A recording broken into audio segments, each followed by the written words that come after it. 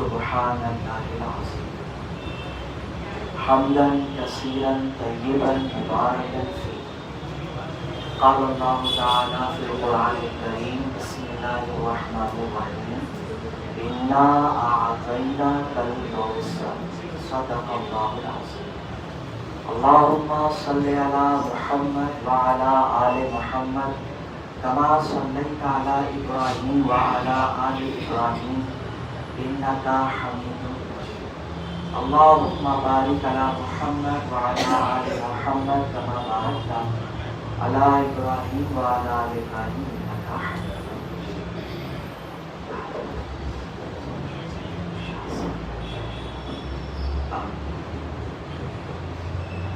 محبت کر عطا بنت شفیع روز محشر، محبت کر عطا بنت شفیع روز محشر کی علی شیر خدا کی حضرت شبیر و شفیع، ابو بکر و عمر عثمان و حیدر کی عنایت سے رہے محفوظ ہم سب لوگ شیطان کی شرارت سے، کرم سے نعمت حسن صفائے دل عنایت کر، تیرا جلوہ ہو جس منزل میں وہ منزل عنایت، صبح دار البقا ہو یا الہی جب میرا جانا، صبح دار البقا ہو یا الہی جب ہم سب کا جانا، بحق سرور دین خاتمہ بالخیر فرمانا، بحق لا الہ الا اللہ محمد رسول اللہ صلی اللہ علیہ وسلم۔ قابل احترام دینی بھائیوں، بزرگوں اور دوستوں، اللہ پاک کی توفیق سے اور اس کے احسان سے آج اس ہماری ثقلینی مسجد میں جو محفل منعقد کی گئی ہے اس کا عنوان آپ سب دو عظیم شخصیتیں اسلام کی کہ جن کی زندگی کے بارے میں ہم کوشش کریں گے کہ تھوڑی بہت معلومات حاصل کر سکیں۔ میں نے تھوڑا بہت اس لیے کہہ دیا کیونکہ جیسے شخصیتیں جب بڑی ہوتی ہیں نا تو ان کے زندگی کے کارنامے بھی بہت بڑے بڑے، بہت باتیں ہوتی ہیں، تو ایک گھنٹے دو گھنٹے میں یا 4-5 مجلسوں میں ہم کھل کر اتنی بات نہیں کر سکتے، لیکن اگر ہمیں موقع مل جائے کہ بھئی ہم جمع ہو کر تھوڑا وقت بھی اگر ہم گزار لیں تو یقین جانے کہ ہمارے لیے نجات کا ایک بہت بڑا ذریعہ ہوتا ہے۔ اور اللہ کا احسان دیکھیے، یہ میاں حضور رحمۃ اللہ تعالیٰ علیہ کی ہی یقیناً دعائیں ہیں کہ ان دعاؤں نے آج بھی دنیا جہان میں رہنے والے تمام تر پیر بھائیوں کو اپنے ایک دامن کے اندر جو ہے نا وہ گھیر کے رکھا۔ میاں حضور نے جہاں صرف ہمارے لیے دنیا کی بھلائی کی دعائیں کی ہے، وہیں ہمارے لیے آخرت کی بھلائی کی بھی دعائیں کی ہیں۔ تو یہ جب ولی دعا کرتا ہے تو ولی کی دعائیں اللہ کے یہاں قابل قبول ہوتی ہیں، اللہ ان دعاؤں کو رد نہیں کرتا۔ میاں نے زندگی بھر ہر مرید کے لیے، چاہے وہ غریب خاندان سے آ رہا ہو یا کسی امیر خاندان سے آ رہا ہو، سب کو ایک نظر سے دیکھا اور سب کو ایک جیسی ہی دعائیں دی۔ آپ کبھی یہ نہیں بتا سکتے، جہاں تک میری اپنی معلومات ہے، آپ کی بھی معلومات شاید میری معلومات ہے، ووٹ ڈال دیں کہ نہیں آپ صحیح کہہ رہے ہیں، کہ اگر کوئی امیر ان کے پاس سلام کے لیے گیا ہو تو اس کو جی بھر کے دعاؤں سے نوازا ہو، اور کوئی غریب آیا ہو تو بس منہ ہلکا پھلکا دعا دے کے کہہ دیا کہ بھائی آگے بڑھ جاؤ، یہ جیسے کہ ہم عام طور پر دوسری جگہ دیکھتے ہیں، یہ ہمارے یہاں کبھی ہم نے جو دعا غریب کے دامن میں آئی وہی دعائیں اللہ کی رحمت سے امیر کے حصے میں بھی آئی۔ تو دنیا اور آخرت کی بھلائی کے لیے ہر مرید کے لیے میاں حضور رحمۃ اللہ علیہ نے دعائیں کی۔ تو دنیا کی بھلائی کے لیے جو دعائیں کی وہ تو ہم اپنی آنکھ سے دیکھ رہے ہیں کہ کاروبار میں اللہ ترقی دے رہا ہے، مال میں ترقی ہو رہی ہے، اور کسی کام میں اگر آپ ہاتھ ڈالتے ہیں تو سلسلے کی فاتحہ کر کے میاں حضور کے وسیلے سے جب آپ آگے بڑھ گئے تو جتنی رکاوٹیں پہلے سے کھڑی تھی کہ میں روک دوں گی، آگے بڑھنے نہیں دوں گی، خود بخود ہٹ جاتی ہے، کہ پیچھے سے کون آ رہی ہے؟ میاں حضور کی دعائیں، کہ انہوں نے اپنے مریدین کے لیے کیا کیا؟ دنیا کی بھلائی کی دعائیں کی۔ تو جب ولی بھلائی کی دعا کرے تو پھر یہ اللہ بلا کیا ہے، سب ختم ہو جاتے ہیں، سارے معاملے آسان ہو جاتے ہیں۔ یہ دنیا کے معاملے میں دیکھ رہے ہیں، آخرت کی بھی بھلائی کی دعائیں ہمارے لیے کی ہیں۔ تو آخرت کی بھلائی کا جو ہم پریکٹیکلی طور پر جو عمل دیکھ رہے ہیں وہ یہ مجلسیں بھی اس کے اندر شامل۔ اللہ ہمیں ہدایت دے رہا ہے، ہمیں توفیق دے رہا ہے کہ ہم اس کے نیک مقبول بندوں کا ذکر کرنے کے لیے آ کے بیٹھے ہوئے۔ اعلان آیا کہ صاحب اتنے بجے نماز ہوگی، اتنے بجے جلسہ شروع ہو جائے گا، تو ممبئی کے لوگ ہی جمع ہو جاتے ہیں، مطلب کتنے علاقے کے آس پاس کے، نل بازار کے اور بھنڈی بازار کے، لیکن ایک وکرولی سے آ گیا، ایک میرا روڈ سے آ گیا، ایک گونڈی سے آ گیا، ایک کرلا سے آ گیا۔ تو یہ کیوں آئے؟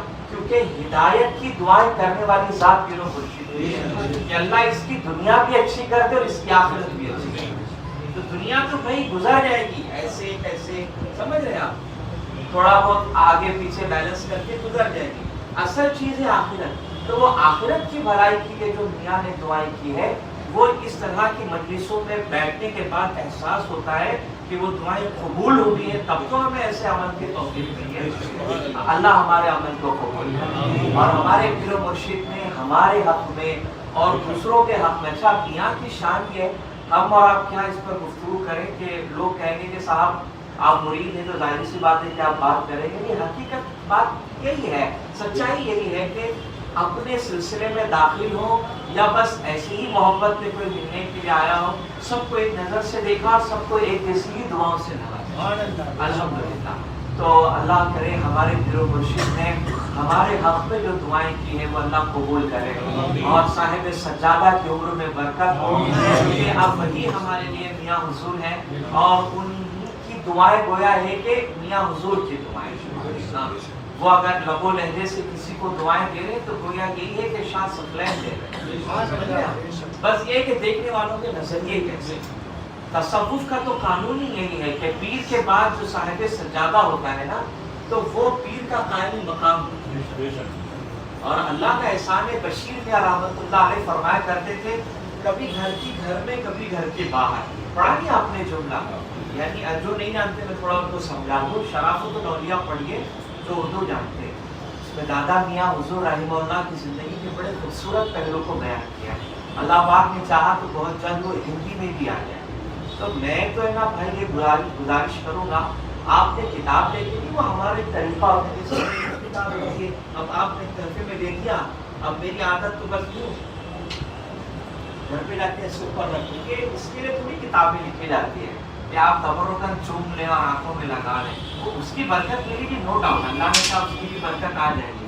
وہ کتاب لکھی اس لیے جاتی ہے کہ آپ پڑھیں، انفارمیشن آپ کے پاس آئے، معلومات آپ کے پاس آئے۔ اللہ نے چاہا ہندی میں بھی اس پہ کام جاری ہے، ایسی خبر ہے مجھے، اللہ نے چاہا تو جلدی وہ آپ کے ہاتھ میں کہ جب آپ پڑھو گے تو آپ کا دل باغ باغ ہو جائے گا اور دل سے مطلب آپ اپنے آپ پر فخر محسوس کریں گے، اللہ تیرا کتنا بڑا احسان ہے کہ تو نے اپنے نیک بندے کی طرف ہمیں رغبت دلائی اور ہم ان کی طرف رجوع کر سکے۔ تو میں یہ کہہ رہا تھا کہ جو کچھ بھی ہمیں میاں حضور رحمہ اللہ نے تعلیمات دی ہے، ان میں سے ایک تعلیم یہ بھی ہے کہ دنیا میں کہیں بھی رہو اصحاب رسول اور اہل بیت کے وفادار، یہی کہا نا، اصحاب رسول اور اہل بیت ان کے وفادار بنتے رہو۔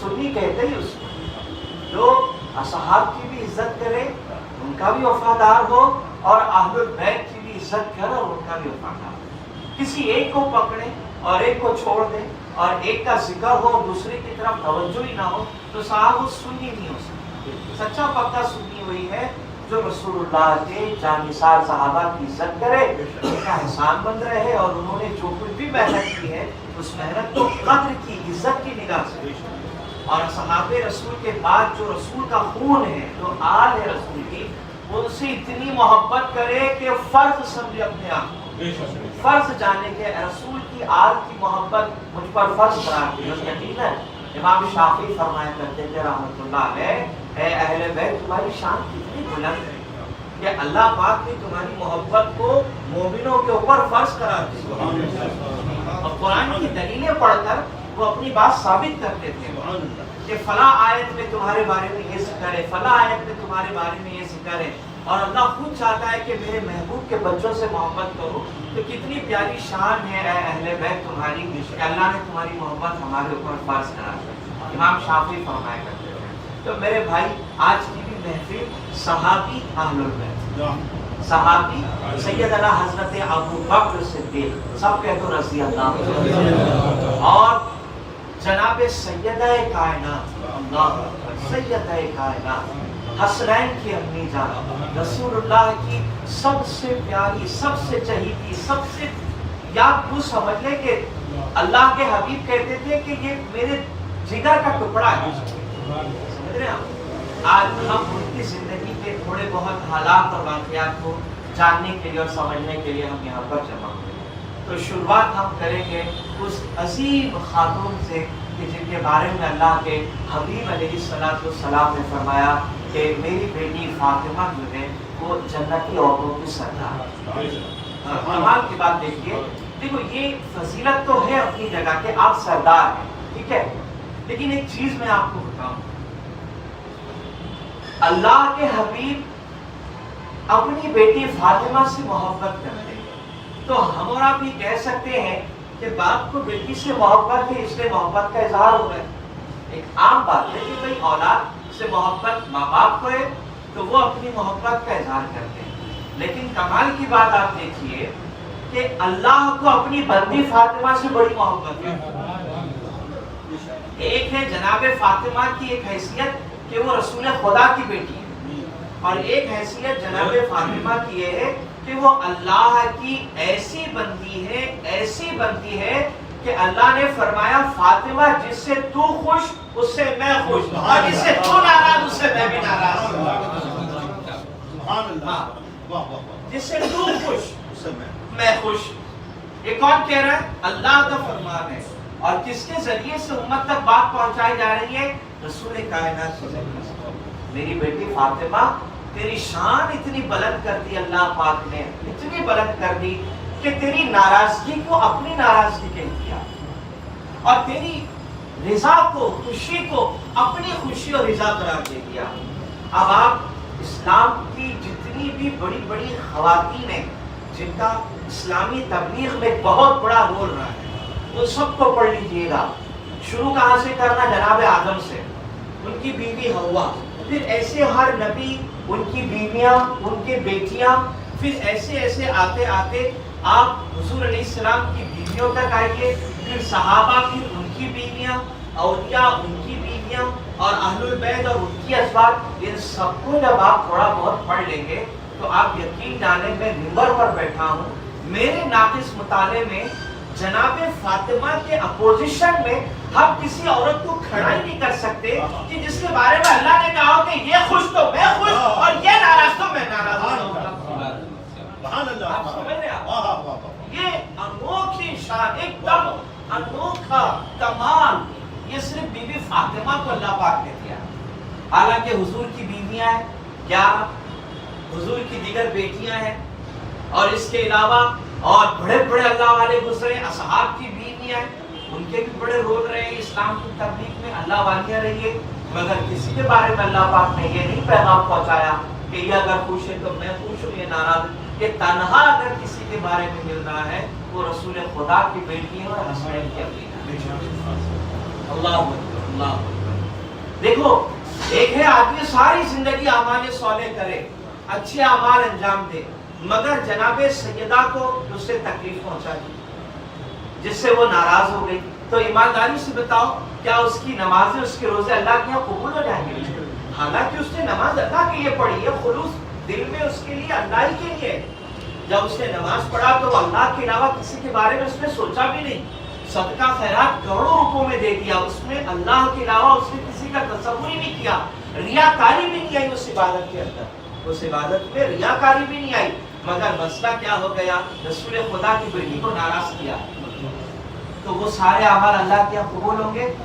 आज जो लोग रसूल पाक सल्लल्लाहु अलैहि वसल्लम के खानदान के जो कातिल हैं,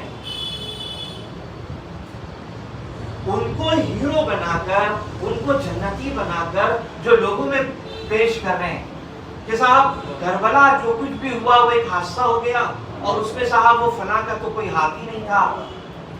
तो जो रसूल खुदा के बच्चों का कातिल है, अगर लोग उसको अच्छा समझे, लोग उसकी तारीफें करने लगे, तो गोया उसने किसका दिल दुखाया? शहजादी का दिल दुखाया, शहजादी को नाराज कर दिया। तो अब अगर वो काबे में भी मर जाए ना, तो याद रख लें कि वो रसूल की बेटी का दिल दुखा के जा रहा है। क्यों? क्योंकि रसूल کی بیٹی کے قاتلوں کو وہ اچھا سمجھ رہے ہیں. آپ سمجھ رہے ہیں؟ ہمارے مسلم سماج میں ایک چلن ہو گئی ہے، ہمارے بچے بھی بحث کر رہے ہیں سوشل میڈیا پہ کہ صاحب اس کا تو کوئی قصور ہی نہیں تھا، وہ تو ملک شام میں تھا. سمجھ رہے ہیں آپ؟ میں یزید کی بات کر رہا ہوں. تو ہمیں اس بات کا دھیان دینا چاہیے، اعمال ایک طرف، محبت ایک طرف. محبت ہوگی رسول خدا کی بیٹی سے تو ہم وہ اعمال انجام دیں گے جو ان کو راضی کرتے ہیں، اور ہم اس کام سے دور رہنے کی کوشش کریں گے جو رسول خدا کی بیٹی کو تکلیف پہنچائے. عزیزان محترم، بڑی شان اور بہت بڑا مقام ہے. صوفیہ نے یہ بات کہی اور اس پر کسی صوفی نے انکار نہیں کیا. وہ بات کیا میں آپ کو بتا رہا ہوں. ایک ہوتا ہے نا کہ ایک صوفی کا اپنا قول ہے، دوسرے صوفی صاحب کہتے ہیں نہیں میرے نزدیک ایسا ہے، نہیں وہ اپنی بات رکھتے ہیں، اگینسٹ ہو جاتے ہیں، اختلاف ہوتا ہے. مگر اس بات پر سب کا اتفاق ہے کہ مقام قطبیت یعنی ولایت کے جو درجے ہوتے ہیں نا، اس میں مقام قطبیت کا جو بھی بندہ فائز ہوتا ہے نا ہر دور میں ہر زمانے میں، وہ بندہ اس وقت تک مقام غوثیت اور قطبیت پر نہیں آ سکتا جب تک کہ بی بی فاطمہ اس سے راضی نہ ہو جائے. دنیا میں جتنے غوث ہیں، دنیا میں جتنے قطب ہیں، وہ اس وقت تک اس منزل پر اس پوزیشن پر نہیں آ سکتے جب تک بی بی ان سے خوش نہ ہو جائے. میں پوری یقین کے ساتھ کہتا ہوں بریلی کی دھرتی پہ میں نے 2 غوث دیکھے. بریلی کی دھرتی پہ میں نے 2 غوث دیکھے. اب لوگ چاہے کچھ بھی کہیں کہ تم مرید ہو اس لیے کہہ رہے ہو، صاحب ٹھیک ہے آپ کی سوچ ہے. میں نے دیکھا بریلی میں ایک غوث کو جن کو دنیا مولانا شرافت علی کہتی ہے، دوسرے غوث کو دیکھا جن کو دنیا محمد شاہ ثقلین کہتی ہے. اللہ اکبر، اللہ اکبر، یا رسول اللہ.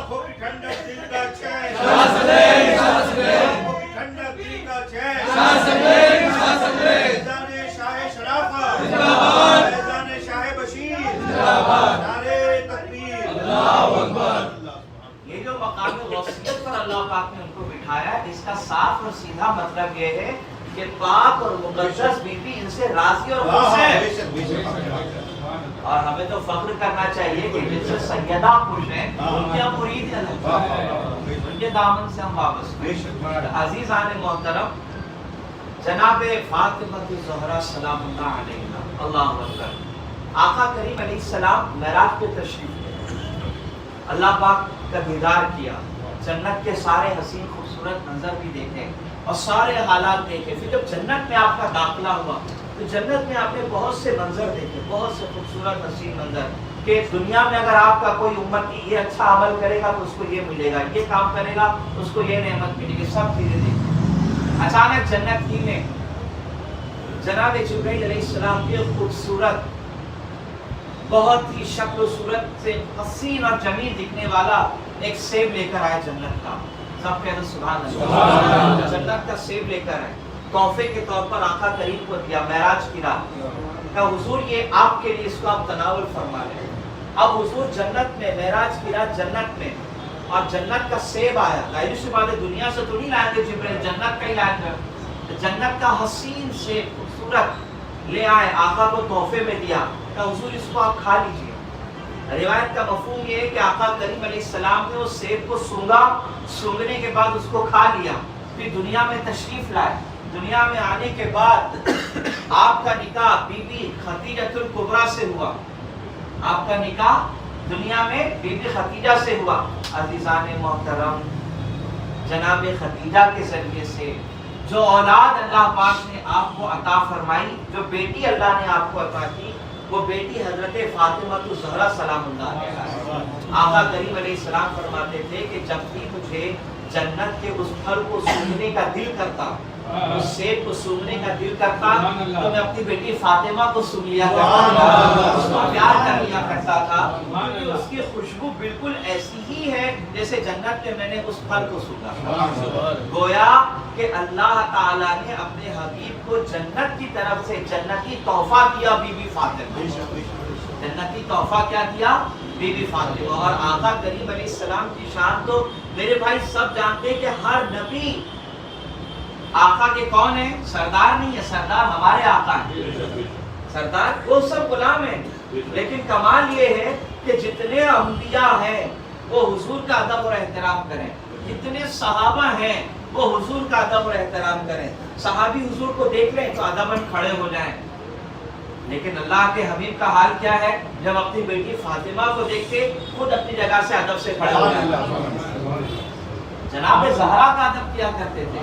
اچھا صرف ادب ہی نہیں کرتے تھے بلکہ اپنی بیٹی کو آگے بڑھ کر ویلکم کرتے اور ان کو اپنے قریب بلا کے ان کے ہاتھوں پر چومتے اور کالی کمری شریف جو آپ ہمیشہ استعمال کرتے تھے اسے جھٹک کے زمین پر بچھاتے اور کہتے بیٹی اس پہ بیٹھ جایا کرو. گویا اللہ کے نبی علیہ السلام نے امت کو اپنے عمل کے ذریعے سے یہ بتا دیا کہ جنت کے سرداروں کو دنیا میں اسی طرح پروٹوکول دیا جاتا ہے. میری بیٹی فاطمہ جنت کی عورتوں کی سردار ہے، تو جب یہ سردار ہے تو سردار کا استقبال کھڑے ہو کے کرو، اس کا ویلکم کھڑے ہو کے کرو اور پھر اس کو اس جگہ پر بٹھاؤ جو سب سے بہترین جگہ ہو.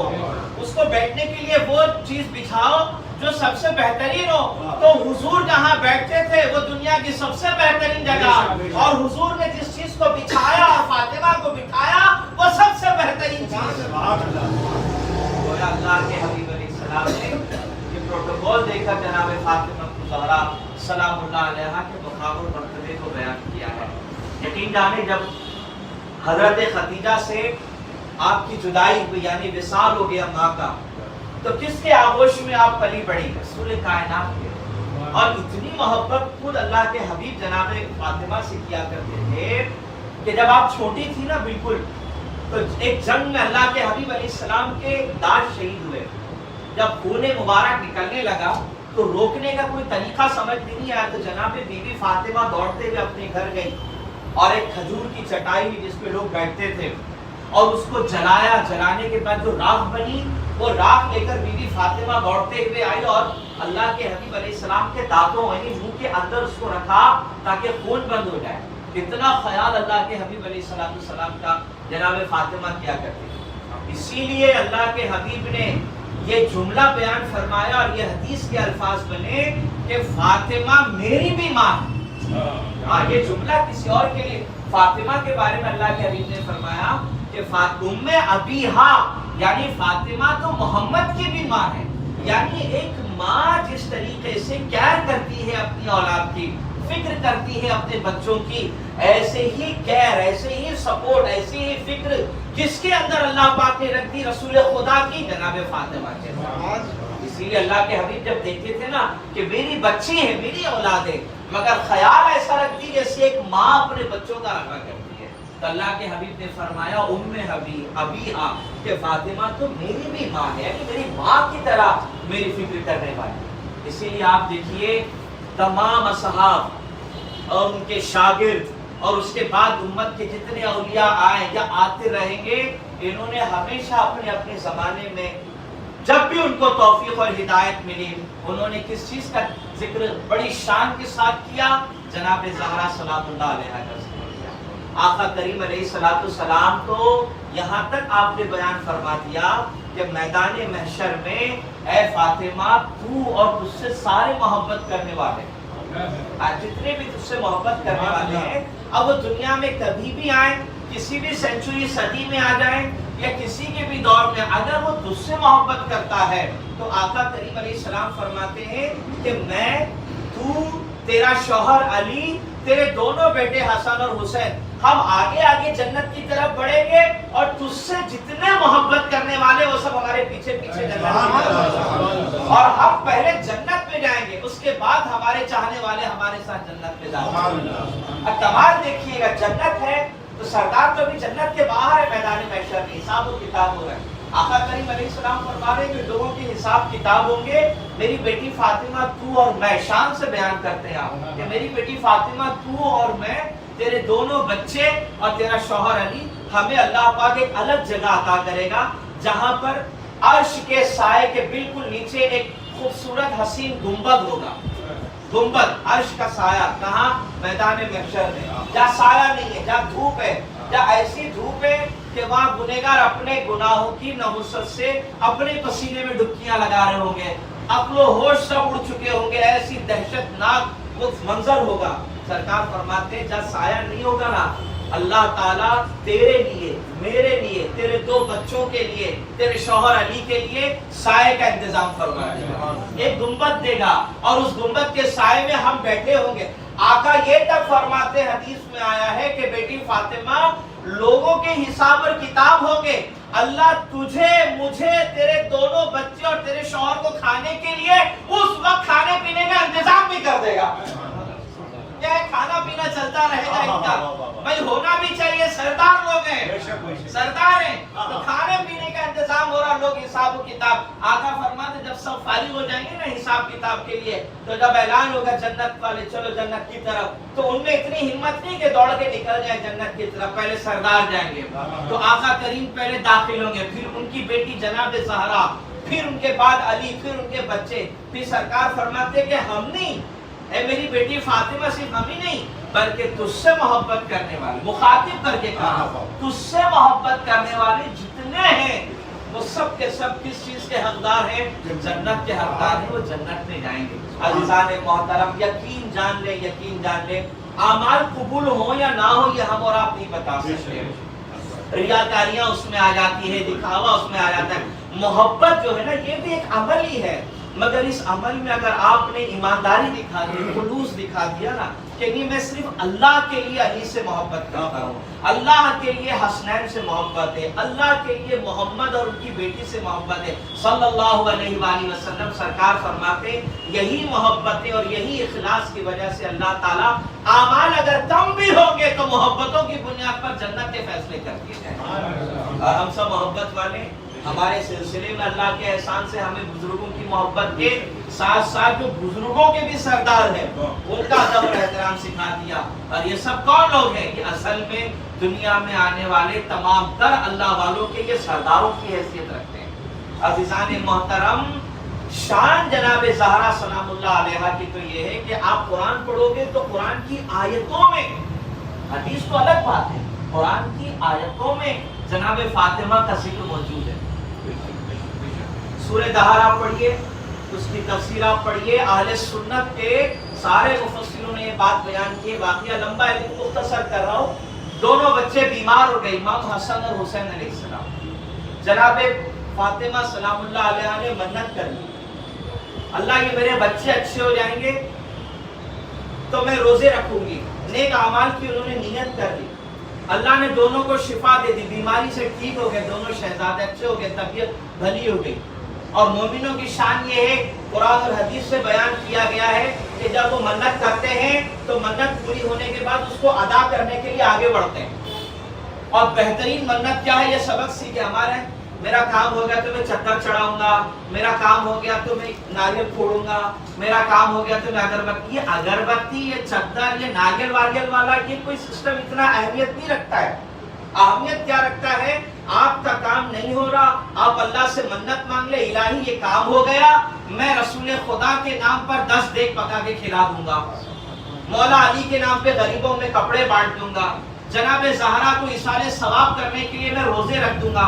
تو یہ جو نیتیں ہیں نا اس کی علماء اجازت دیتے کہ بہترین منت کا طریقہ یہی ہے۔ ہمارے یہاں کیا ہوتا ہے، ایک کام ہو گیا تو میں اگلے بولے چادر لے کے جاؤں گا، تو چادر تمہاری 150-200 روپے کی، اس کی کیا حیثیت ہے غریب نواز کی نظروں میں؟ وہ تو جنت کی چادر اڑے ہوئے سکون سے آرام فرما رہے۔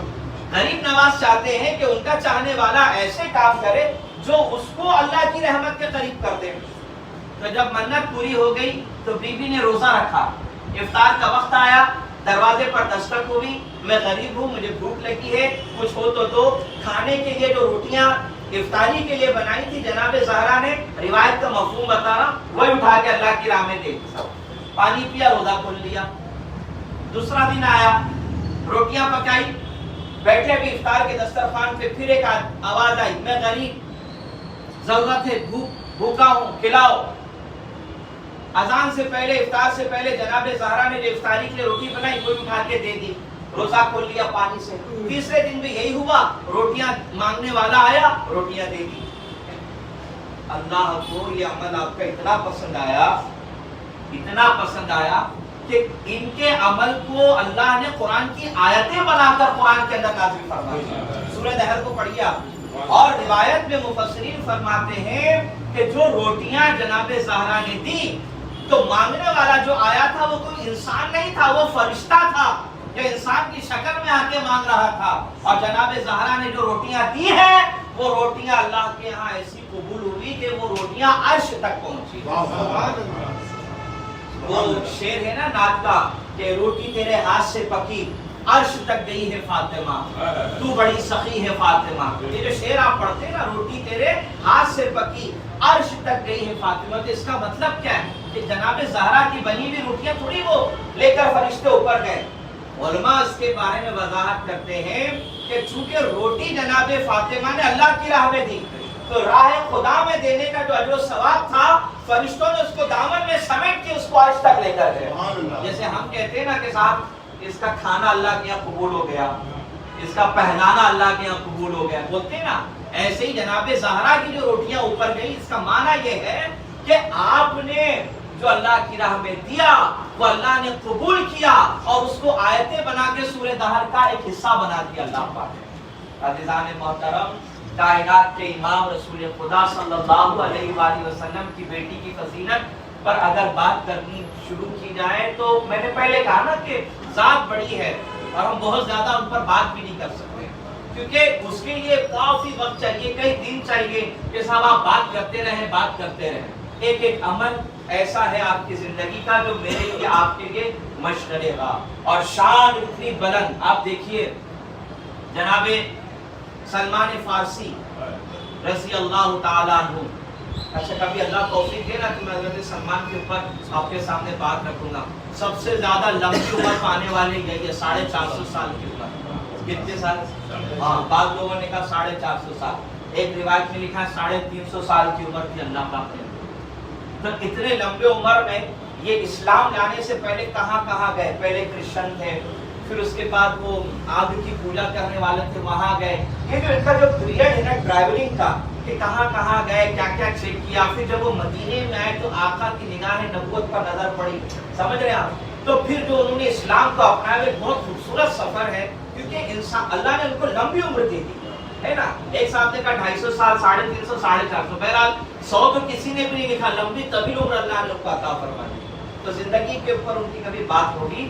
اور اتنی بڑی ذات ہے حضرت سلمان فارسی کی، صحابی رسول. آپ کا اسٹیٹس کیا ہے؟ صحابی رسول. اور شان جانتے ہیں کیا ہے آپ؟ شان سنیے، سلمان فارسی کے بارے میں اکیلے یہ وہ صحابی ہیں جن کو رسول کائنات نے کہا کہ سلمان میری اہل بیت میں سے ہے. صحابی کو نہیں کہا آپ نے، یہ سمجھ رہے ہیں آپ؟ اور صحابی کو یہ بات نہیں کہا، حالانکہ ان کی بڑی بڑی قربانیاں ہیں، بڑا بڑا انہوں نے کام کیا، اللہ نے ان سے کام لیا، مگر کسی صحابی کے بارے میں یہ جملے نہیں ہیں سوائے سلمان فارسی کے. فارس کے رہنے والے تھے. کیا فرمایا؟ سلمان تو میری اہل بیت میں سے، اہل بیت منی، میری اہل بیت میں سے. تو وہ اہل بیت میں سے کیوں ہیں اس پر بھی اللہ توفیق دے تو ان پر ہم انشاءاللہ بات کریں. تو ایک دن اللہ کے حبیب نے کسی کام سے کہا کہ سلمان ذرا علی کے گھر جا کر آؤ. اب علی کا گھر مطلب جناب زہرا کا گھر. وہ گئے اور جانے کے بعد انہوں نے جو سنت طریقہ ہے، حکم یہ ہے، وہ کیا کیا؟ باہر سے کھڑے رہ کے سلام یا السلام علیکم. پہلے اسی ہوتا تھا اور یہی طریقہ کار تھا. وہ بعد میں جب گھنٹی وہ سسٹم ختم ہو گیا، سمجھے؟ سلام والی بات ہی ختم. اور اندر سے کوئی پوچھے کون، تو حکم یہ کہ آپ اپنا نام بتاؤ، بھائی میں آیا ہوں یا سلام کرنے. تو یہ وہ سسٹم ابھی دھیرے دھیرے ختم ہو گیا، لوگ سنت سے دور ہو گئے. تو سلام کیا، السلام علیکم، جواب نہیں آیا.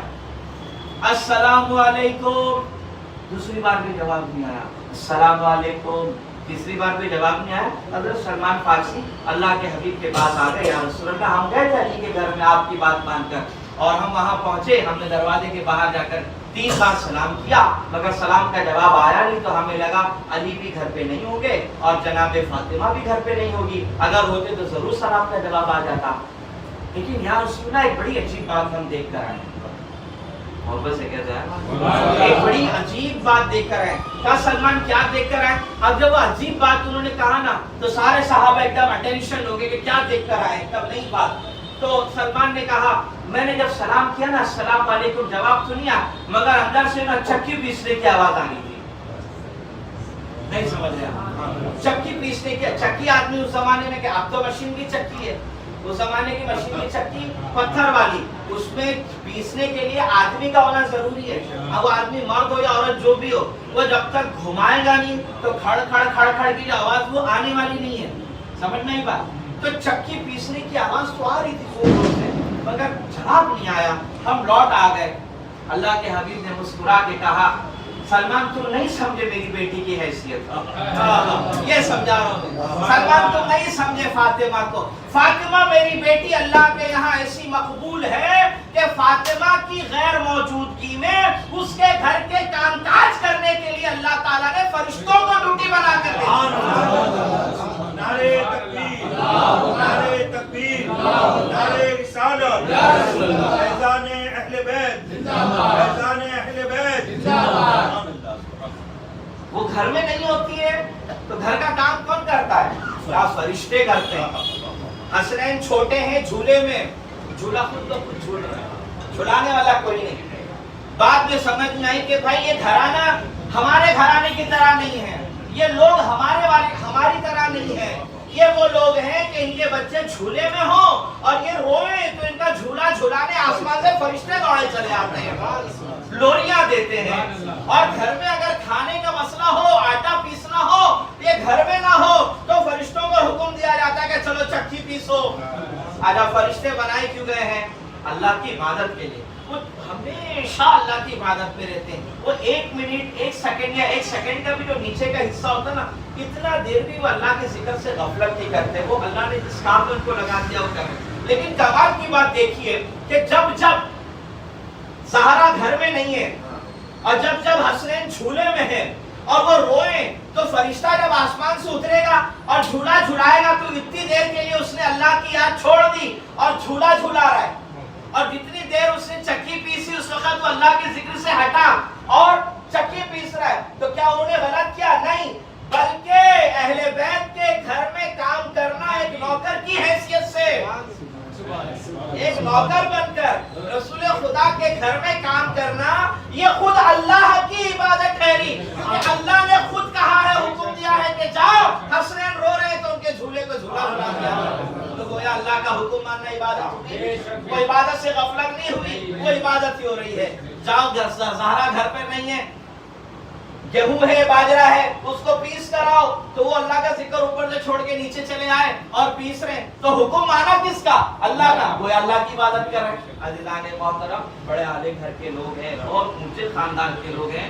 22 جمادی الاخر یہ ہمارے اہل سنت کی مورخین کی کتابوں میں لکھا ہوا ہے کہ اس دن شہزادی کائنات جناب فاطمہ بنت محمد صلی اللہ علیہ وآلہ وسلم سلام اللہ علیہ دنیا میں تشریف لائی. اللہ پاک نے قرآن میں اپنے محبوب کو کیا فرمایا؟ وَلَا سَوْفَ يُؤْتِيكَ رَبُّكَ فَتَرْضَىٰ. اے محبوب ہم ان قریب ہم آپ کو اتنا دیں گے کہ آپ راضی ہو جائیں گے. حضور راضی کیسے ہوں گے؟ اللہ نے کہا اِنَّا أَعْطَيْنَاكَ الْكَوْثَرَ، ہم آپ کو فاطمہ دے رہے ہیں. اہل سنت امام فخر الدین رازی رحمت اللہ علیہ 100 سے زیادہ جلدوں میں قرآن کی انہوں نے تفسیر لکھی. والیوم سمجھتے نا، 1 والیوم 2 والیوم. تو قرآن کی جو تفسیر لکھی انہوں نے 100 سے زیادہ والیوم میں لکھی. بڑا مفسر، بڑا عالم دین فخر الدین رازی رحمہ اللہ. وہ کہتے ہیں انا آتیناک الکوثر کا مطلب یہ ہے کہ اے محبوب ہم نے آپ کو فاطمہ عطا فرما دیا. کوثر کے مراد فاطمہ. کیوں؟ کوثر یعنی خیر کثیر، بھلائیاں، بہت ساری بھلائیاں. اور جب جناب فاطمہ آئی تو رسول اللہ کی نسل جو آگے بڑھی، خیر کثیر کی تفسیر وہاں سے ہو رہی ہے کہ ہم آپ کو آپ کی بیٹی دے رہے ہیں اور یہیں سے آپ کا پریوار چلائیں گے. تو صبح قیامت تک لوگ آئیں گے، نسلیں چلے گی، ختم بھی ہو جائے گی، مگر محبوب آپ کا پریوار چلتا رہے گا. دنیا جس کو سید و سادات کہتے ہیں. اِنَّا أَعْطَيْنَاكَ الْكَوْثَرَ، ہم آپ کو فاطمہ دے رہے ہیں. ایک تفسیر ہے. اور کوثر کا معنی خیر، بھلائیاں. اور حضور کی آل سے بڑی بھلائی اور کیا ہو سکتی ہے؟ حضور کی آل سے بڑی بھلائی اور کیا ہو سکتی ہے؟ تو 22 جمادی الاخر جو ہے وہ ہماری کتابوں میں لکھا ہوا ہے. اس دنیا پر اہل سنت جو ہے اس میں خوشیوں کا اظہار کرتے ہیں، خوشیوں کا اظہار کرتے ہیں. اور یقین جانیں پاک اور مقدس بیوی کو جو تحفہ اللہ کے حبیب علیہ السلام نے دیا، جانتے ہو تحفہ کیا ہے؟ تسبیح فاطمہ جس سے لوگ غفلت کرتے ہیں. جب مولا علی پہنچے کہ دن بھر کام کرتی ہے آپ کی شہزادی میری بیوی یعنی جناب زہرا, تھک جاتی ہیں, کوئی غلام یا کوئی لونڈی وغیرہ ہے تو دے دیں. آقا کریم نے کیا عطا کیا, بیٹی ہر نماز کے بعد 33 مرتبہ الحمدللہ اور 34 مرتبہ یہ پڑھ لیا کرو. دیکھو مانگنے گئی تھی, مطلب جناب علی گئے تھے نوکر کے لیے, کیا دیا تحفہ, اور ایسا تحفہ کہ یہ مشہور ہی ہو گیا تسبیح فاطمہ کے نام سے, تو رہتی دنیا تک اس کو لوگ تسبیح فاطمہ کہیں گے.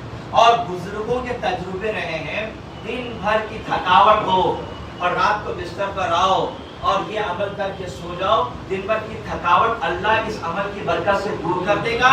صبح جب اٹھو گے تو پوری ہمت اور طاقت کے ساتھ اور ایک نئی انرجی کے ساتھ تم کھڑے ہو کے اپنے کام کاج پر نکل گے. یہ عمل اللہ کے حبیب نے اپنی بیٹی کے وسیلے سے امت کو دیا. بڑا عظیم تحفہ ہے, لوگوں کو چاہیے کہ اس سے غفلت نہ کریں, اس کو پڑھیں, اس کو پڑھتے رہیں. اور ایک بات میں آپ کو بتا دوں, اللہ پاک نے جناب زہرا کی شان ایسی رکھی ہے کہ صرف جناب زہرا سے محبت کرنے کی وجہ سے ہم نہیں بول سکتے کہ لاکھ 10 لاکھ کروڑ 10 کروڑ نہ جانے کتنے لوگ جنت میں چلے جائیں گے, لیکن اس کے باوجود بھی آپ کا حال یہ ہے, آپ کا حال یہ دیکھو. میں نے ابتدا میں جو حدیث بیان کی وہ کیا تھا کہ اللہ اپنی بندی سے اتنی محبت کرتا ہے فاطمہ سے کہ ان کی خوشی کو کیا کہا میری خوشی, اور ان کی ناراضگی کو کیا کہا میری ناراضگی. اس کے باوجود بھی جناب زہرا کا عمل کیا ہے, سجدہ. سجدے میں انسان اللہ سے قریب ہوتا ہے, حالت رکوع میں ہے, حالت قیام میں ہے, وہ بھی نماز کا حصہ ہے, اس میں بھی اللہ کی رحمت ہے. مگر جب بندہ سجدے میں چلا گیا اللہ کی رحمت کے ایک دم قریب ہو گیا.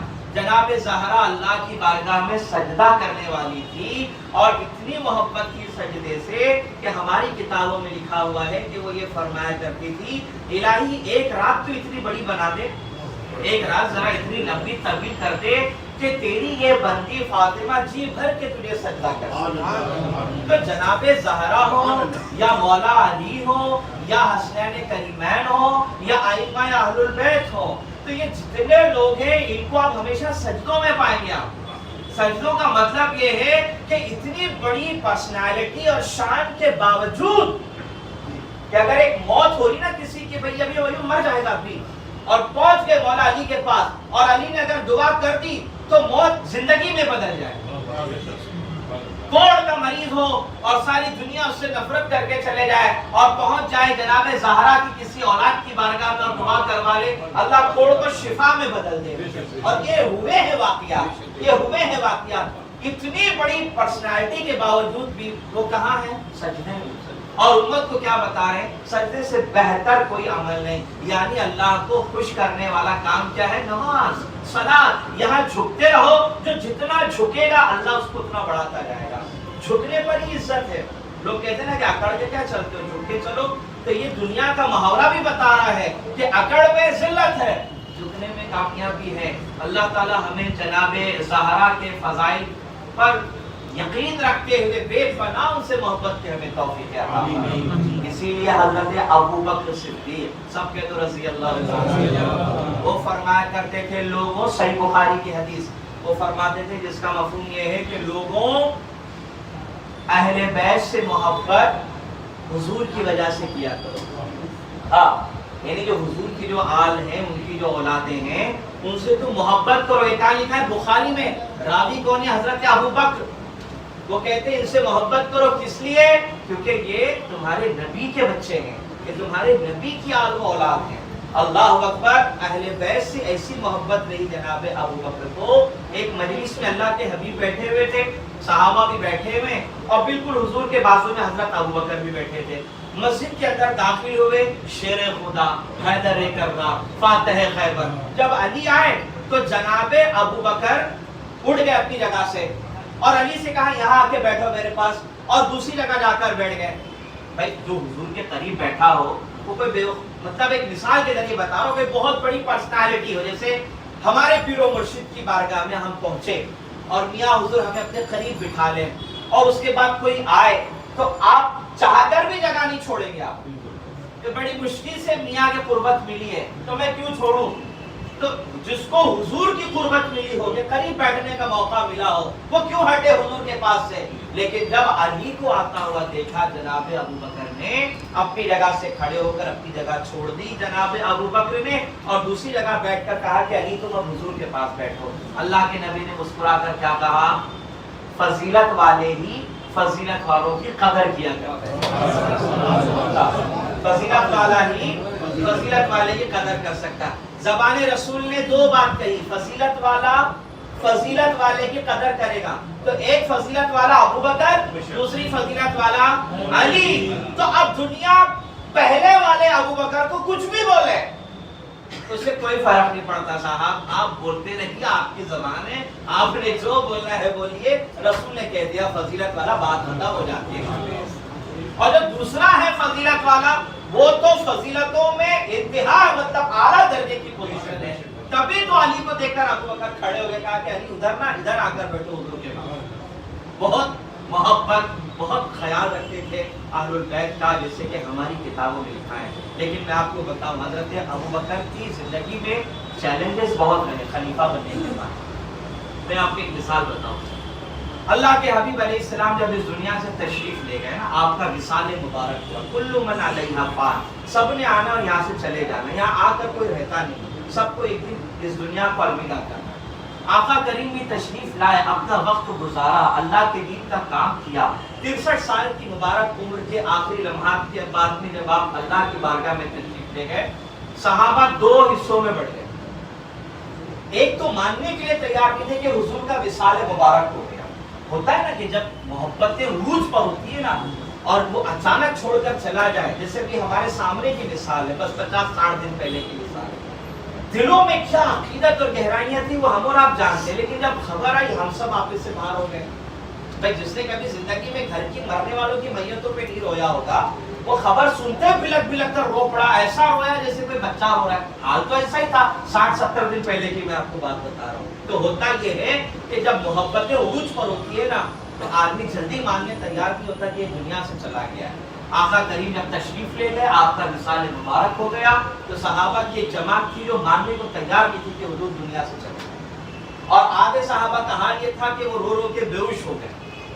سچویشن ایسی تھی کہ حضرت عمر نے تلوار نکالی اور کہا خبردار، جو یہ میں بخاری کی حدیث کا مفہوم سنا رہا ہوں آپ کو، کہ جس نے یہ کہا کہ محمد اس دنیا سے چلے گئے، میں اس کی گردن اڑا دوں گا۔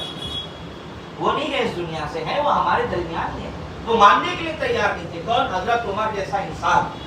حضرت ابوبکر نے دیکھا کہ سچویشن بہت خراب ہے، کوئی ماننے کو تیار نہیں، لیکن سمجھانا پڑے گا کہ یہ ہوا ہے، ایسا ہوا ہے۔ کیوں؟ کیونکہ کل من علیہا فان۔ تو جناب ابوبکر نے کیا کیا؟ سیدھا اللہ کے حبیب کے کمرے میں داخل ہوئے جہاں حضور علیہ السلام کا جسم مبارک رکھا ہوا تھا، سر مبارک سے چادر ہٹائی، ماتھے کو بوسہ کیا، روئے، اور اس کے بعد سیدھا مسجد میں آئے، منبر پر کھڑے ہو گئے۔ منبر پر کھڑے ہو کے آپ نے کیا کہا؟ لوگوں سن لو، جو محمد صلی اللہ علیہ وآلہ وسلم کی عبادت کرتا تھا وہ یہ جان لیں کہ محمد اب اس دنیا میں نہیں ہے، وہ دنیا سے تشریف لے جا چکے ہیں، اور جو اللہ کی عبادت کرتا تھا وہ اللہ ہے۔ یعنی گویا آپ یہ سمجھا رہے ہیں کہ ہم عبادت اللہ کی کرتے ہیں تو اس کو موت نہیں آنی ہے، وہ حی ہے، وہ قیوم ہے، اس کے علاوہ جو بھی ہے وہ نبی ہو، رسول ہو، آئیں گے، اپنا وقت گزاریں گے، چلے جائیں گے۔ تو کلو من علیہا فان والا واقعہ یا کل نفس ذائقۃ والی جو بات ہے وہ ان سب کے اوپر لاگو ہوگی سوائے اللہ کے، کہ اللہ حی اور قیوم ہے۔ تو جب یہ لوگوں نے سمجھایا، قرآن کی آیت پڑھ کر دلیل دی، تو حضرت عمر نے کیا کہا؟ بخاری میں لکھا ہے، حضرت عمر نے کہا یہ جو ابوبکر نے آیت پڑھ کر سمجھائی تھی نا باتیں، تو مجھے تو ایسا لگا کہ جیسے ابھی ابھی آیت نازل ہوئی، جبکہ پہلے سے تھی ہمارے ذہن میں۔ نے کہا نا کہ آدمی مانتا نہیں ہے سچویشن کو، دل تسلیم نہیں کرتا کہ میں سے بے پناہ محبت کرتا، یہ اتنی جلدی کیسے چلے گئے؟ ابھی تو مجھے بہت باتیں کرنی تھی، ابھی تو مجھے بہت وقت گزارنا تھا، کئی باتیں ان سے شیئر کرنی تھی، کیسے چلے گئے؟ مانتا نہیں دل۔ ایسے ہی صحابہ کی ایک ایسی سچویشن تھی، علماء نے لکھا ہے کہ اگر یہاں ابوبکر نہیں سنبھالتے تو معاملات بہت بری طریقے سے بگڑ جاتے۔ پھر ایک مسئلہ آیا، بھائی اللہ کے حبیب علیہ السلام کی تدفین کہاں پر ہونی چاہیے؟ آپ کا پیدائشی وطن کا ہے مکہ، ددیال ننیال سب مکہ میں، تو مکہ سے ہم ہجرت کر کے مدینہ تشریف لائے۔ تو مکے میں تو آپ کے گھر کے لوگ ہیں، خاندان کے لوگ ہیں اور بھی پریوار کے لوگ ہیں. تو مکے سے جو صحابہ آ کے مدینہ شفٹ ہو گئے تو انہوں نے کہا کہ جب حضور وہاں پیدا ہوئے تو ہم حضور کی آخری جو مزار پاک بنائیں گے وہ بھی ہم مکے میں بنائیں گے، وہاں لے کے چلو. مدینے والے کہتے نہیں بھائی ہم کیسے جانے دیں گے، حضور تو یہاں زندگی گزارے، ہمیں وقت دیا، ہمارے ساتھ صبح شام گزاری، ہمارا دل سے اٹیچمنٹ ہے ان کا، ہم آقا سے جدا کیسے ہو سکتے ہیں. اس مسئلے پر جب ماحول مطلب گرما گرم ہوا تو جناب ابوبکر آئے اور انہوں نے لوگوں کو سمجھایا سنو اللہ کے حبیب علیہ الصلوۃ والسلام نے کیا فرمایا کہ نبی کی روح جس جگہ سے قبض کی جاتی ہے وہی جگہ اس کی آخری آرام گاہ بنا دی جاتی ہے. تو جناب رسول کائنات کی روح مبارک کہاں سے جدا ہوئی؟ جناب عائشہ کے کمرے سے. تو جناب عائشہ کے کمرہ ہی اللہ کے حبیب علیہ الصلوۃ والسلام کی آخری آرام گاہ بنے گا. یہ حدیث پڑھ کر آپ نے سنا دی. جب حدیث ابوبکر نے سنائی سارا مسئلہ ختم ہو گیا. یہ سچویشن ہینڈل کر دی. پھر ایک مسئلہ ہے جو میں بات کر چکا ہوں پھر بھی ریمائنڈ کر رہا ہوں تاکہ ذہنوں میں رہے کہ جناب ابوبکر کے سامنے مسئلہ آیا کہ ہم جب دنیا سے جاتے ہیں تو لوگ ہمیں غسل دیتے ہیں تو کپڑے اتار دیتے ہیں، تو کیا ہم اللہ کے حبیب کے ساتھ بھی ایسی کریں؟ تو جناب ابوبکر نے حدیث بتائی کہ نہیں، اللہ کے رسول علیہ السلام نے فرمایا انبیاء کو غسل ان کے کپڑوں میں ہی دیا جاتا ہے. یہ مسئلہ انہوں نے حل کر دیا، تدفین کا مسئلہ حل کر دیا. اسی طریقے سے میرے بھائیوں کئی معاملات ایسے ہیں جہاں لوگوں نے حضرت ابوبکر سے آ کر پوچھا اور حضرت ابوبکر نے اس مسئلے کو حل کیا. جب سرکار اس دنیا سے تشریف لے گئے تو سب سے بڑا چیلنج جانتے ہیں حضرت ابوبکر کی خلافت میں کیا تھا؟ یمن کے کچھ علاقوں کے اندر یہودی عورتوں کے ساتھ مل کر چند وہ عورتیں جو اپنے آپ کو مسلمان کہتی تھیں، اس کی تعداد ہے 30. کتنی؟ 30.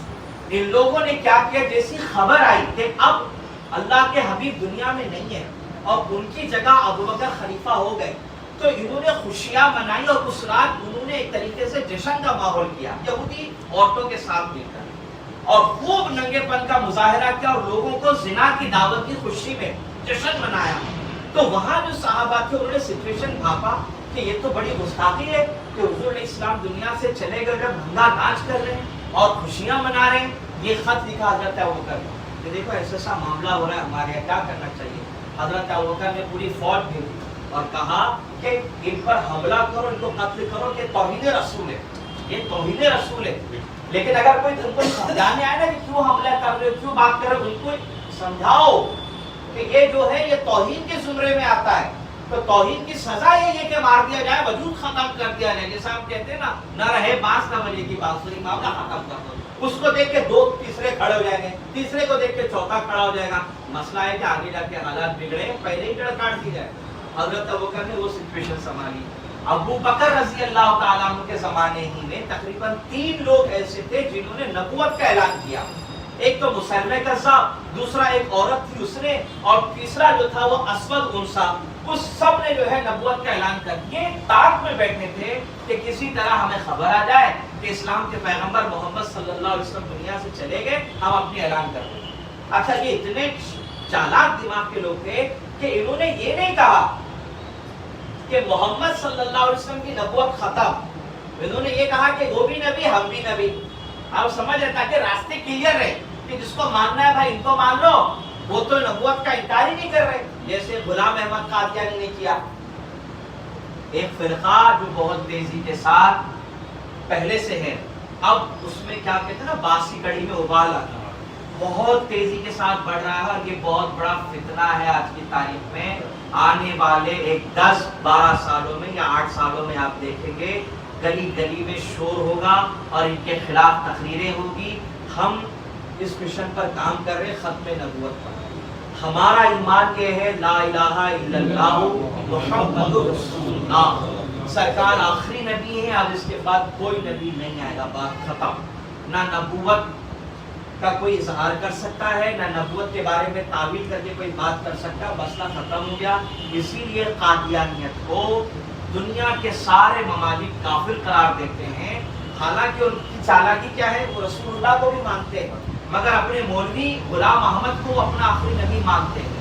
بالکل یہی چال اس زمانے میں چلی ان لوگوں نے کہ بھائی ان کی نبوت کا انکار مت کرو، اپنی نبوت کی بات کر لو تاکہ لفڑے نہ ہو، ہنگامہ نہ کھڑا ہو. جس کو ہم نے ماننا ہو مان لے گا، ہوا یہ کہ کئی لوگ جناب ابوبکر کے زمانے میں مرتد ہونے لگے، قبیلے قبیلے اسلام چھوڑنے لگے، قبیلے سمجھ رہے ہیں آپ، دھڑا دھڑ اسلام چھوڑ رہے ہیں، اور ان کی تین بے وقوفوں کی باتوں میں آ کر جب مسلم کذاب نے نبوت کا اعلان کیا تھا تو اس نے جانتے کیا کہا تھا؟ لوگوں کو آسانیاں دی، اس نے کہا کہ دیکھو میرے پاس آسانیاں ہیں، اور اس نے بہت دین کے اندر آسانیاں پیدا کر دی، تم یہ مت کرنا وہ مت کرنا، یہ میرے دین کے اندر ہے۔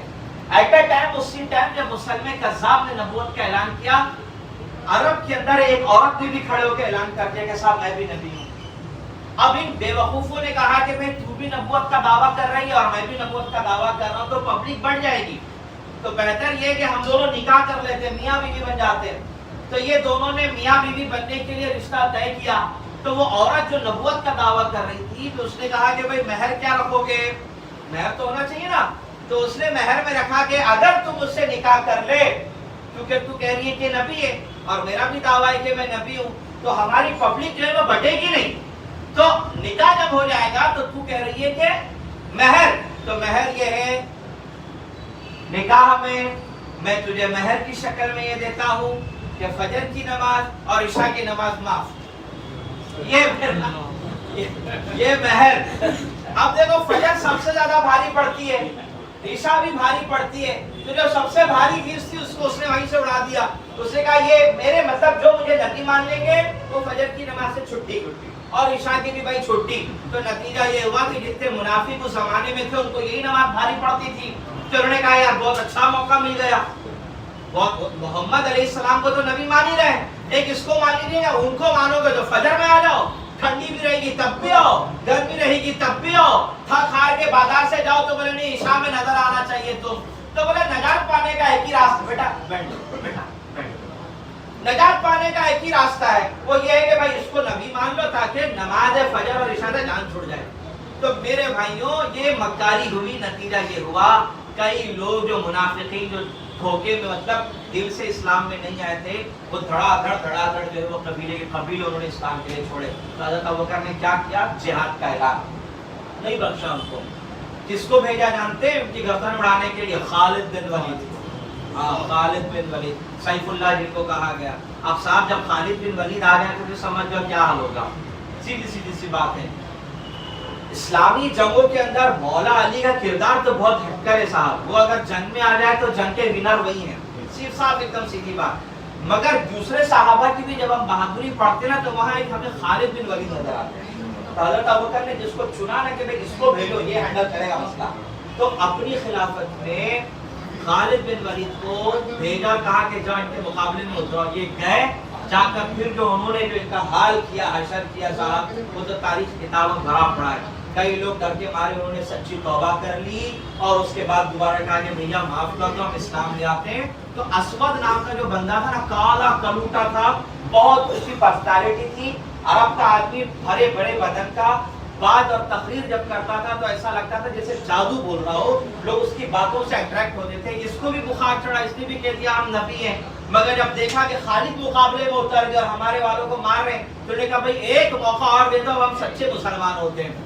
یہ اکیلا تھا جو بعد میں اس نے توبہ کی، استغفار کیا، اور پھر اس نے کہا کہ نہیں میں نبی نہیں ہوں بھائی، نبی تو محمد ہی ہے صلی اللہ علیہ وسلم۔ یعنی یہ پہلا بندہ ایسا ہے کہ جس نے گندگی پھیلائی، لوگوں کا ایمان برباد کیا، مگر جب دیکھا نا کہ جو مقابلے میں آ رہے سب ختم ہو رہا، ان کا معاملہ اینڈ ہو رہا ہے، خالد کی تلوار کے نیچے آ رہے، یہ ڈر کے مارے اس نے کہہ دیا صاحب میں پاگل ہو گیا تھا، میں ایسا ہو گیا تھا، میرے دماغ میں یہ چڑھ گئی تھی، صاحب معاملہ ختم کرو، ہم توبہ کر رہے ہیں، اسلام لے آئے۔ اور اس وقت اسلام کی خوبصورتی دیکھیے، اسلام کی خوبصورتی یہ ہے کہ مرتد جو اسلام سے ہٹ گیا وہ مرتد، تو مرتد بھی اگر لوٹ کر آئے تو اسلام کی خوبصورتی دیکھے، دل بڑا رکھ کر کہتا ہے کہ چل ٹھیک ہے آئندہ ایسا کرنا ہے، کتنی خوبصورتی والی بات ہے۔ لیکن مرتد اگر ڈٹ جائے اپنی گندگی کے اوپر تو اسلامی حکومت کے معاملہ کے اڑا دو، بات خلاص، نہ گندگی رہے، نہ مکھی آئے گی صاحب، نہ مچھر آئیں گے، نہ بیماریاں پیدا ہوگی، صاف سیدھی بات ہے۔ مگر مرتد کو اگر عقل آ جائے، جیسے آج ہمارے یہاں یو پی میں، بہار میں اور بریلی کی بار بار خبریں ہم دیکھتے ہیں، کئی مسلمان نوجوان بچیاں بھاگ کر چلے گئی اور اسلام چھوڑ بیٹھی، ان کی محبتوں میں ایمان سے ہاتھ دھو بیٹھی، اگر وہ اب بھی لوٹ کر آ جائیں تو الحمدللہ اسلام نے ان کے لیے دامن کو کھلا رکھا کہ ٹھیک ہے بیٹی چلے گئی تھی کوئی بات نہیں، توبہ کر لو، استغفار کر لو، لوٹ آؤ کلبے کی مورتی۔ سمجھ رہے آپ؟ تو میرے بھائیوں یہ جو میں نے بات رکھی حضرت ابوبکر کو جناب زہرا کی، اب اس پہ اختتام کرتے ہوئے 2-3 باتیں کر رہے ہیں۔ پہلی بات، اللہ کی توفیق سے میاں حضور کی تعلیمات پر ہم عمل کر رہے ہیں، ہمیشہ دعا کرتے رہو کہ اللہ اس میں برکت عطا فرمائے۔ جو طریقہ، جو آداب جو ہمیں سکھا کر گئے وہ ہے۔ آپ کا جو جانشین ہے اس وقت، جو ہمارے لیے واجب الاحترام، قابل احترام، ہر ایک مرید پر جو اس سلسلے میں داخل ہے، میرے نزدیک میں تو سمجھتا ہوں کہ واجب ہے کہ وہ ان کی صحت و سلامتی کی دعائیں کریں اور ان کے لیے ایسی دعائیں کریں کہ ان کا سایہ اتنا ہم پر سایہ فگن رہے کہ ہم بڑھاپے تک پہنچ کر یہ سلامت رہے، ہم بڑھاپے تک پہنچ جائے اور وہ سلامت رہے۔ اور آپ دیکھیے بیٹی، تھوڑی دیر پہلے بھی ہم نے ایک نعرہ لگایا، میں پھر سے کہتا ہوں، آپ اس کا جواب دیجیے۔ آنکھوں کی ٹھنڈک، دل کا چین، یقین جانے تشریف تو لے گئے اور سکون سے اپنی قبر مبارک میں اللہ کی رحمتوں کے سائے میں آرام فرما رہے ہیں، لیکن جو دلوں کا چین ہے وہ ہمارا ختم تھوڑی ہوا۔ دلوں کا چین تو ہے آج بھی، دلوں کا چین تو آج بھی ہے۔ وہ نعرہ اصل میں حقیقت کو پریزنٹ کرتا ہے۔ بہت سے لوگ تو شاید دوسرے کوئی ہوتے تو نعرہ بھی نہیں لگاتے کہ بھائی اب تو ہے نہیں، لیکن وہ ہے ہمارے دلوں۔ اگر ہمارے دلوں کا چین چلا جائے گا تو ہم زندہ ہیں کیا مردہ ہے؟ بتاؤ، مردہ، ختم۔ اب جو زندگی ہے نا، وہ زندگی کس کی وجہ سے؟ اسی چین کی وجہ سے، جس نے اللہ کا در بتایا، جس نے رسول کائنات کا در بتایا، جس نے اہل بیت بتایا، جس نے صحابہ بتایا۔ وہ دلوں کا سرور بھی ہے، چین بھی ہے۔ تو چین جب تک رہے گا انسان زندہ رہے گا، چین ختم ہو جائے گا انسان کی خود بخود موت ہو جائے گی۔ عزیزوں، آقا کریم علیہ السلام جب تشریف لے گئے نا دنیا سے، تو صحابہ آپ کے مشن سے پیچھے نہیں ہٹے۔ یہ نقطہ آپ کو بتا کر بات ہوتا ہے، حضور کا مشن کیا تھا؟ دعوت و تبلیغ، خدمت خلق۔ جب حضور علیہ السلام دنیا سے تشریف لے گئے، آپ مجھے بتاؤ کہ صحابہ نے کہا کہ بھائی چلو اپنا اپنا کام دیکھ لو اور اپنی اپنی دنیا میں رہو، اللہ اللہ کرتے رہو، بات ختم کرو؟ نہیں، پھیل گئے، پوری دنیا میں پھیلے صحابہ، پوری دنیا میں پھیلے صحابہ۔ ایسا کام کیا، ایسا کام کیا، ایتھوپیا، افریقہ کے جنگلوں تک لا الہ الا اللہ کی صدائیں آنے لگی۔ تو ایک سبق ہمیں یہ ملتا ہے کہ رسول کے جو نائب ہوتے ہیں نا، مرشد جو ہوتے ہیں، وہ ایک طرح سے رسول اللہ کے نائب ہوا کرتے ہیں۔ تو جب رسول دنیا سے تشریف لے گئے تو ان کا مشن نہیں بچا، ان کا مشن نہیں رکا، ان کا مشن آگے بڑھا، اس کو بڑھانے والے بڑھتے رہے۔ تو ایسے ہی جب رسول اعظم علیہ السلام کا نائب جو پیر و مرشد ہوتے ہیں، وہ جب دنیا سے تشریف لے جاتے ہیں تو ان کا مشن بند نہیں ہوتا۔ کمال کی بات آپ دیکھیے، دوسرے کوئی ہوتے تو شاید ان کے یہاں ہونے والے سوشل ورک کے کام کو اسٹاپ کر دیا جاتا، بھائی سال کے بعد دیکھیں گے، برسی کے بعد دیکھ لیں گے، لیکن نہیں، یہاں تشریف لے گئے، نہ نکاح کے پروگرام رکے، نہ اناج بانٹنے کا پروگرام رکا، نہ کمبل بانٹنے کا پروگرام رکا، سب بس چہلم ہوا، اس کے بعد سب اپنے اپنے کاموں کے اوپر لگے ہوئے ہیں، اور آج بھی لگے ہوئے ہیں اور ایسے ہی لگے رہیں گے انشاءاللہ۔ بس خلوص پیدا کیجیے۔ میاں حضور فرمایا کرتے تھے، جس کا مفہوم یہ ہے جو بھی کرتے ہو اللہ کے لیے کرو، اللہ سے اجر و ثواب کی امید رکھو۔ خلوص جب آتا ہے تو پیر و مرشد کی توجہات بھی بڑھ جائے گا۔ محبتوں کے ساتھ یوں رہیے، کیوں ایسے آپسی اختلافات کو دور کر کے اب یوں رہیے اور خوب جو ہے وہ میاں حضور کی تعلیمات کو لے کر آگے بڑھیے۔ اور الحمدللہ اللہ کا احسان دیکھیے، ابھی صاحب سجادہ کا پورے بھارت کے اندر کس طریقے سے زور شور کے ساتھ جو ہے وہ آپ کا استقبال ہو رہا ہے، لوگ آپ کی طرف دوڑے چلے جا رہے ہیں۔ وہ اگر پہنچ گئے کسی جگہ تو لوگوں کو یہ نہیں لگ رہا ہے کہ وہ غازی میں، لگ رہا ہے کہ میاں حضور تشریف لائے، ایک جان آ رہی ہے، مردہ دلوں کے اندر جان آ رہی ہے۔ میں ویڈیوز دیکھتا ہوں تو میں دیکھتا ہوں کہ بڈھے بڈھے وہ بھاگ بھاگ کے پیچھے گاڑی میں ایسے ہی بھاگ رہے ہیں جیسے میاں کے پیچھے بھاگتے تھے گاڑی میں، وہ پورا میاں کو دیکھ رہے ہیں۔ اللہ توفیق دے کہ جلدی بمبئی والوں کو بھی نصیب ہو، جلدی بمبئی والوں کو بھی نصیب ہو، اور ہم ہمارے مرشد کے خون کو، ہمارے مرشد کے خاندان کو، ہمارے مرشد کے ایک دم قریبی دل کے ٹکڑے کو، جس کو مرشد نے پسند کیا، اپنا جانشین بنایا، اپنی تخت پر بٹھایا، اس کو جو ہے ہم وہی نظروں سے دیکھیں جن نظروں سے ہم اپنے مرشد کو دیکھتے ہیں، اور دیکھنے کے ساتھ ساتھ ان کی تعلیمات کو ایسا ہی سمجھے جیسے دنیا کی تعلیمات کو سمجھے۔ اللہ تعالی ہمیں عمل کی توفیق عطا فرمائے۔ نعرہ تکبیر، نعرہ رسالت، فیضان شاہ شرافت، فیضان شاہ شرافت، فیضان شاہ سنگلین، قاضی میاں حضور، قاضی میاں حضور، شادی کے میاں حضور، آنکھوں کی ٹھنڈک دل کا چین، آنکھوں کی ٹھنڈک دل کا چین، فیضان مجد الفیضانی، یوم ولادت، جشن یوم ولادت، اللہ تعالیٰ قبول فرمائے۔ رحمت اللہ۔ سلام